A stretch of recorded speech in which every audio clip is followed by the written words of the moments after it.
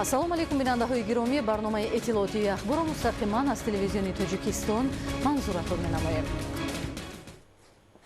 4 сентябр дар қасри миллат президенти ҷумҳурии Тоҷикистон, пешвои миллат, сарфармондеҳи олии қувваҳои мусаллаҳи ҷумҳурии Тоҷикистон муҳтарам Эмомалӣ Раҳмон ба ифтихори таҷлили 33-юмин солгарди истиқлоли давлатии ҷумҳурии Тоҷикистон, хизматчиёни низомии қувваҳои мусаллаҳи ҷумҳурии Тоҷикистон ва кормандони мақомоти ҳифзи ҳуқуқу тартиботро барои хизмати намунавӣ ва саҳми арзанда дар ҳифзи ҳуқуқҳои конститутсионии шаҳрвандон, мубориза бо ҷинояткорӣ, нигоҳдории тартиботи ҷамъиятӣ, ҳифзи сарҳади давлатӣ ва ҷасорату фидокорӣ бо мукофотҳои давлатӣ ва рутбаҳои навбатии ҳарбию махсус сарфароз гардониданд.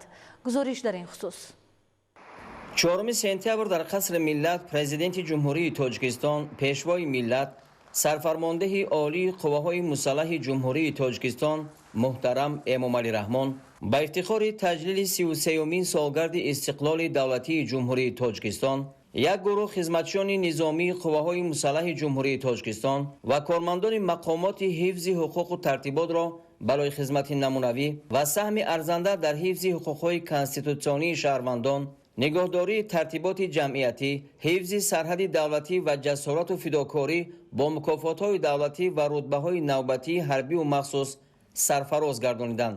нахуст президенти кишвар муҳтарам Эмомалӣ Раҳмон ҳамаи ҳозирин ва дар шахси онҳо афсарону сарбозони қувваҳои мусаллаҳ ва кормандони мақомоти ҳифзи ҳуқуқи кишварро ба ифтихори 33-солагии истиқлоли давлатии ҷумҳурии Тоҷикистон ва ба муносибати сазовор дониста шуданашон бо мукофотҳои олии давлатӣ ва рутбаҳои ҳарбию махсус табрику таҳният гуфтанд.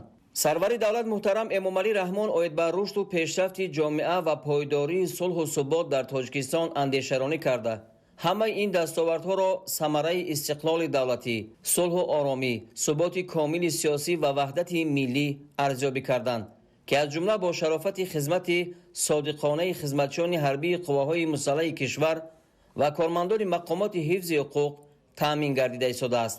таъкид гардид, ки роҳбарияти давлат хизмати содиқона ва матонату ҷасорати хизматчиёни ҳарбӣ ва кормандони мақомоти ҳифзи ҳуқуқро дар ҳимояи марзу буми ватан, таъмини амнияти давлат ва ҷомеа, қонунияту тартибот ва ҳуқуқу манфиатҳои шаҳрвандон ҳамеша қадршиносӣ мекунад. ҳамин тавр ин навбат мутобиқи моддаи 69 Конститутсияи ҷумҳурии Тоҷикистон бо фармони президенти ҷумҳурии Тоҷикистон дар бораи сарфарозгардонии кормандони мақомоти ҳифзи ҳуқуқ, ҳокимияти судӣ ва хизматчиёни ҳарбӣ барои хизмати намунавӣ ва саҳми арзанда дар ҳифзи ҳуқуқҳои конститутсионии шаҳрвандон, мубориза бо ҷинояткорӣ, нигоҳдории тартиботи ҷамъиятӣ ва ҷасорату фидокорӣ, хизматчиёни ҳарбии қувваҳои мусаллаҳи ҷумҳурии Тоҷикистон ва мукофотҳои давлатии ҷумҳурии Тоҷикистон, як гурӯҳ фарзандони шуҷоу далер бо унвонҳои фахрӣ ва рутбаҳои махсуси навбатӣ, олии ҳарбӣ, навбатии ҳарбӣ ва дараҷавӣ қадрдонӣ карда шуданд.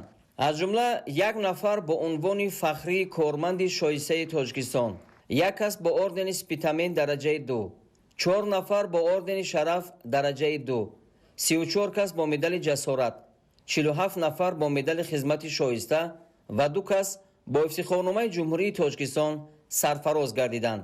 бо фармони президенти ҷумҳурии Тоҷикистон мутобиқи моддаи 69 Конститутсияи ҷумҳурии Тоҷикистон дар бораи додани рутбаҳои махсуси навбатӣ, олии ҳарбӣ, навбатии ҳарбӣ ва дараҷавӣ ба як гурӯҳ хизматчиёни низомӣ ва кормандони масъул аз хадамоти гумрук, прокуратураи ҷумҳурии Тоҷикистон, вазорати мудофиаи ҷумҳурии Тоҷикистон, вазорати корҳои дохилии ҷумҳурии Тоҷикистон, кумитаи давлатии амнияти миллии ҷумҳурии Тоҷикистон, кумитаи ҳолатҳои фавқулодаи ҷумҳурии Тоҷикистон ва агентии давлатии назорати молиявӣ ва мубориза бо коррупсияи ҷумҳурии Тоҷикистон, рутбаҳои олии ҳарбӣ ва махсус, аз ҷумла рутбаи махсуси навбатии генерал полковники хадамоти гумрук, генерал лейтенанти адлия, генерал майори милитсия, генерал майор, рутбаи дараҷавии мушовири давлатии адлияи дараҷаи 3, генерал майори адлия, рутбаи навбатии ҳарбии генерал майори гвардия ва генерал майори хадамоти гумрук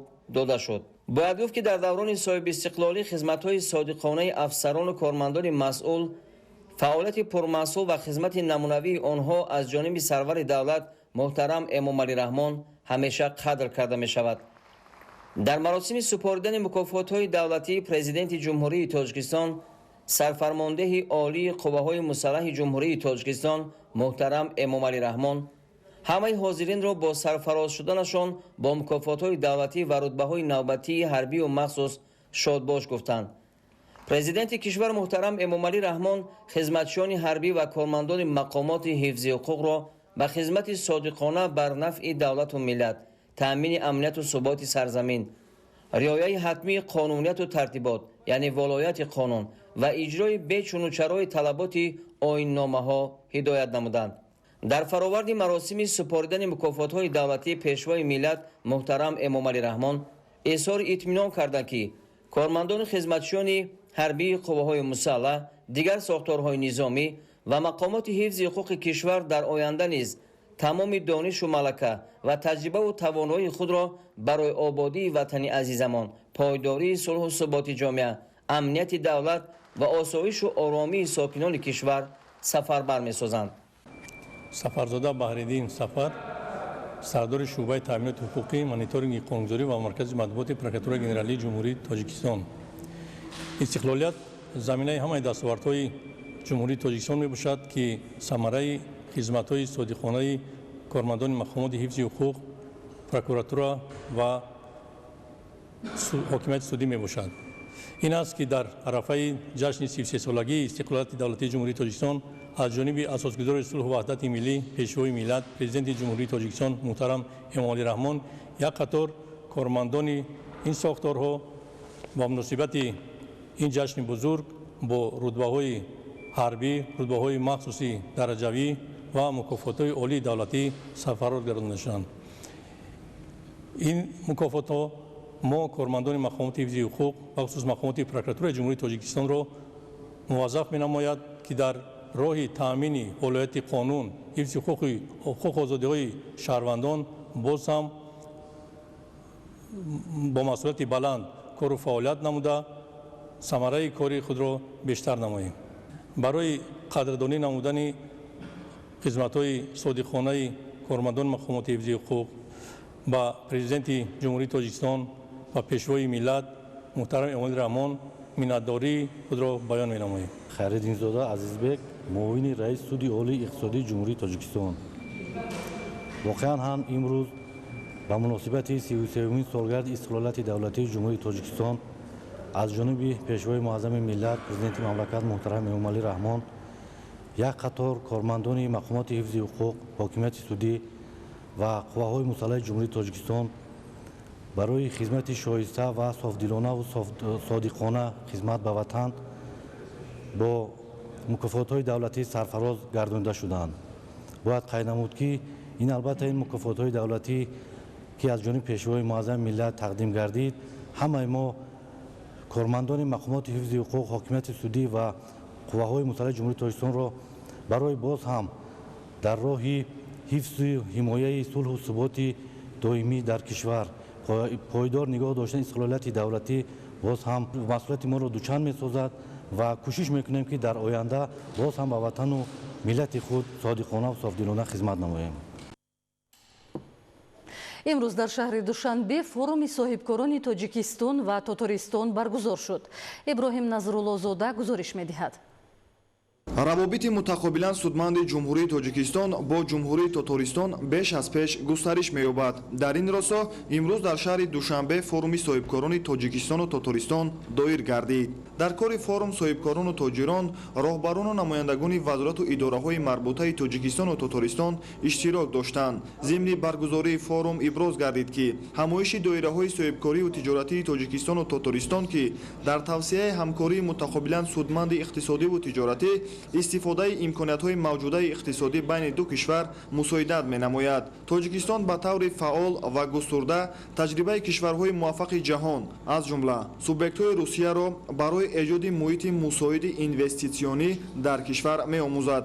асосан соҳибкорон дар самтҳои мошинасозӣ, фарматсевтика, кишоварзӣ ташриф овардагӣ ҳастанд. ғайр аз ин дар доираи сафари ҳайати тиҷоратӣ боздид аз як қатор корхонаҳои саноатии кишвар дар назар аст ва онҳо ҳамзамон аз минтақаҳои озодии иқтисодӣ дидан менамоянд ки мақсад аз ин ҳам боз ҳам таъсис додани ҷойҳои нави корӣ ва таъсиси корхонаҳои нави муштарак мебошад. таъкид карда шуд ки форуми мазкур доираҳои тиҷоратию соҳибкории Тоҷикистону Татаристон ба таъсиси робитаҳои мустақими соҳибкорӣ ва муколамаи мутақобилан судманд байни соҳибкорони ду давлат мусоидат менамояд. Федератсияи Русия, шарики асосии иқтисоди хориҷии Тоҷикистон, байни кишварҳои иттиҳоди давлатҳои мустақил ва хориҷи дур маҳсуб ёфта, имрӯз дар Тоҷикистон шумораи зиёди корхонаҳо бо сармояи Русия муваффақона фаъолият мекунанд. Прошло открытие, и у нас большая насыщенная двухдневная программа. Мы будем посещать и нефтеперерабатывающий завод, будем посещать текстильные предприятия. У нас в планах переговоры по фармацевтической отрасли. Но еще в целом, если мы говорим про Республику Татарстан, то, конечно, это мультиотраслевая республика, как субъект Российской Федерации. И все передовые технологии, включая IT-направленность и автомобилестроение, шинная промышленность, это все, конечно, востребовано в Республике Таджикистан. Вы знаете, что каждая третья шина в России производится в Татарстане, каждый второй грузовой автомобиль. То есть потенциал огромный. Конечно же, по линии торговых палат идет активная работа, в том числе по привлечению бизнеса, по обмену опытом, мнением и по тем новым технологиям или услугам, которые предоставляет торгово-промышленная палата. Сегодняшний форум – это как раз итог того визита, который был президента Таджикистана в Татарстан. Мы знаем, что готовится ответный визит, и вот все эти мероприятия, это форум, это такая подготовительная большая работа, которая должна в конце концов привести к тому, что у нас, возможно, будут серьезные подвижки с точки зрения именно взаимоотношений уже как субъекта Российской Федерации Татарстана с Таджикистаном. Зикр шуд ки Татаристон дорои иқтидори бузурги саноатӣ буда, аз ҳаҷми умумии мошинҳои боркаш ки дар Русия тавлид мешаванд, 35% мошинҳои боркаш ва 50% маҳсулоти полиэтиленӣ дар Татаристон истеҳсол мегарданд. солҳои охир ҷумҳурии Тоҷикистон соҳибкориро ҳамчун самти афзалиятноки рушди сиёсати иқтисодӣ қабул намуда, барои беҳтар намудани фазои сармоягузорӣ дар кишвар тадбирҳои муассир меандешад. Гуфта шуд ки ҷумҳурии Тоҷикистон дорои захираҳои бои обию энергетикӣ ва дигар зарфиятҳои иқтисодӣ дар минтақаи Осиёи марказӣ маҳсуб ёфта, бо мақсади ҷалби сармояи хориҷӣ ба иқтисоди кишвар дар мамлакат фазои мусоиди сармоягузорӣ фароҳам оварда шудааст. Между Россией и Таджикистаном складываются очень добрые, теплые отношения. Буквально недавно уважаемый Эмомали Рахмон приезжал в Татарстан на игры будущего, и он был очень довольный. Он встречался с руководителем Татарстана Раисом Республики, и наша встреча была настолько теплая, сверх плана в 2 раза, и были достигнуты очень много договоренностей, которые сейчас мы должны воплощать. Буквально за эти полгода уже несколько бизнес-миссий посетили Таджикистан по медфарме, по легкой промышленности, по созданию здесь промышленного парка в Кулябе. И сегодня мы приехали сюда делегация порядка 45 человек. Дар ҷумҳурии Тоҷикистон 4 минтақаи озоди иқтисодӣ Суғд, Данғара, Панҷ ва Ишкошин ба қайд гирифта шудаанд. Дар форум ҳамзамон масъалаҳои марбут ба тақвияти робитаҳо дар соҳаҳои иқтисоду тиҷорат, энергетика, мошинсозӣ ва дигар масъалаҳои тавсеаи ҳамкории иқтисодӣ матраҳ гардиданд. Инчунин дар ҷараёни форум санадҳои ҳамкории иқтисодию тиҷоратӣ байни корхонаҳои ширкатҳои Тоҷикистон ва Татаристон ба имзо расонида шуданд ки ба дурнамои рушди муносибатҳои мутақобилан судманди иқтисодиву тиҷоратии Тоҷикистону Татаристон мусоидат менамоянд. Иброҳим Назрузода, Меҳрӯзи ҷумъа, Мақсади Мақсад, Душанбе, Ахбор. бинандаҳои азизи гиромӣ, шуморо бо дигар хабаргузоришҳо ҳамкоронамон дар нашрҳои Минбаъда ошно месозанд. Саломат бошед.